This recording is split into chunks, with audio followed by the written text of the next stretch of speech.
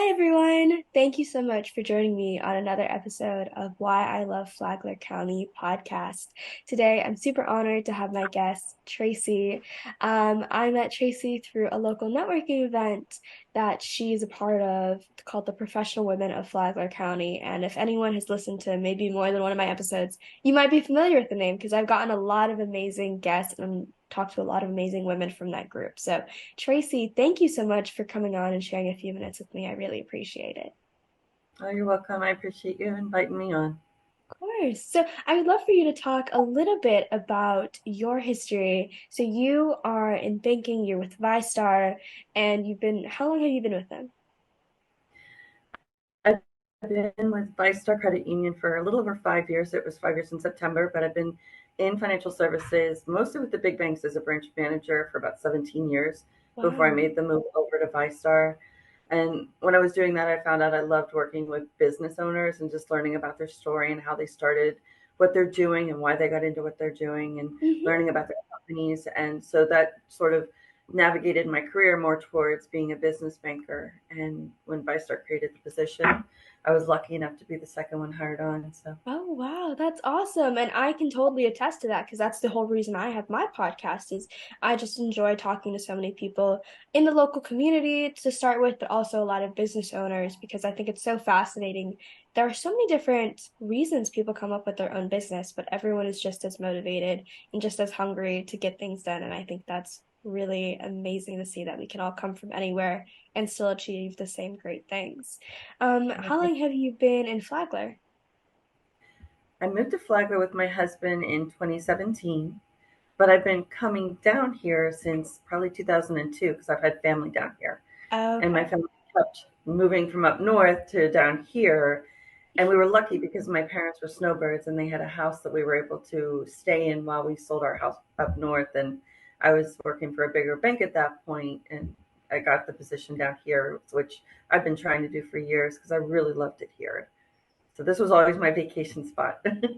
That's great. That's so cool how things were able to turn out. You got the position you wanted, and then the snowbird appeal. I mean, that's how we found Florida as well. Once I found Florida, we came to Florida. We were exploring in Florida, and that's how we found Flagler as well because of snowbirding. So that's really fun. I like that.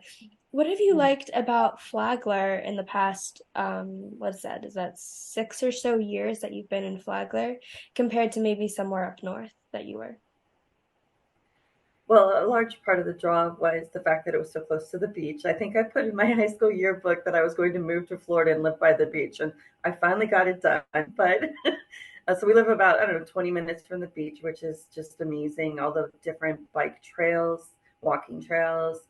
It's just, you could be much more active down here than where I was at up north. And especially with the weather, you can be Mm-hmm. out there year round. It's better lifestyle for me and my husband and our dogs. Oh, I can completely attest that. I was from Michigan, so if you're talking about cold, dreary weather, I know you don't have to say many more words to me. I understand. It was so hard. Even when it was like warmer, it was still dreary or still just the wind was so strong. You couldn't go outside. You couldn't bike. You couldn't walk. Even going down Right. to the grocery store was hard. Yeah. And the Yeah. growth that I'm seeing in Flagler, I mean, it's just growing exponentially. And Oh, I think that's yeah. going to be great as far as opportunities for workers and for businesses themselves of who they can solve, or new customers coming in and being created. Yeah. I'm sure you've seen so much growth, especially because you're part of the Professional Women of Flagler County networking group. I'd love for you to talk a little bit about that because not only do you go to the meetings, it's because you're on the board. Is that like the correct statement that you're on the board? Yeah, Yes. I'm treasurer for 2023, and I'm staying on as treasurer for 2024.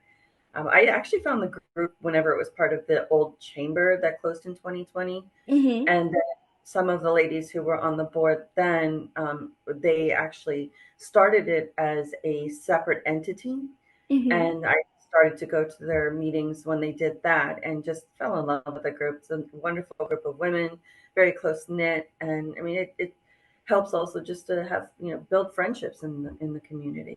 I think so. So yeah, and I love that we went from last year. We awarded every year we award grants at our holiday gala, And Yes. last year we awarded 2,500, and this year we are awarding $15,000 in grants. So That's like to a me, huge round of applause. Yeah, no, I'm so that is so crazy. I remember I was at one of the meetings when you guys mentioned the growth. I was like, "Oh my gosh, that's like 2,500 is awesome. That's so right. good." To jump to 15,000 is Yeah. insane growth. um, And we're working on getting more sponsors so businesses can, advertise themselves and as our sponsors. And so we're looking to make it even more next year. that's awesome. And how, so you've been with the Professional Women of Flagler County. So since you mentioned that it was a part of the chamber in 2020, what has So probably, been, oh yeah. I'm sorry. No, Go ahead. I'm sorry. I was just asking, I'm sure we were just talking about the growth that you've seen in the group. What do you think has kind of been the main, what have you noticed in all the new members? Is there any common grounds or anything that you found like, wow, I didn't realize so many different types of people were going to come to my group, and it's forced me to grow in ways that I didn't see coming? Yeah. I would say the growth is because we are being purposeful in reaching out to get new members to make sure that we're providing really excellent speakers at our business for breakfast, which is the first Friday of every month. We'll have a different speaker. And then also our social events, they're just fun. Having the ladies come out and just get to know each other and do different events every the third Wednesday of every month. So, and just again with the grants, just trying to give back, and it's a great Mhm. networking opportunity too for these women in business. And we do have a few gentlemen who join us as well. Yes, and I've, of course, as I mentioned, been to a few of them, and I think a huge draw as well is that you guys are very structured and everything. It's very easy for someone who was newer like me to kind of get integrated into the group, meet people, and meet so many women that I've been able to have on my podcast, for example. And it's sometimes you can go to networking events and you can just get overwhelmed with how many people there are and just kind of stay in the corner, and unless the meeting is structured in a good way, it's just hard for people sometimes that are more introverted to get out of the shell, and they feel like the networking group doesn't work or networking doesn't work, and it's sometimes that's not the case. Maybe it's just the structure didn't work for you, and I think your structure for the professional women is a great one. Thank you. I appreciate the feedback. And I will say that the ladies who do attend, I feel like they are a very warm, welcoming group.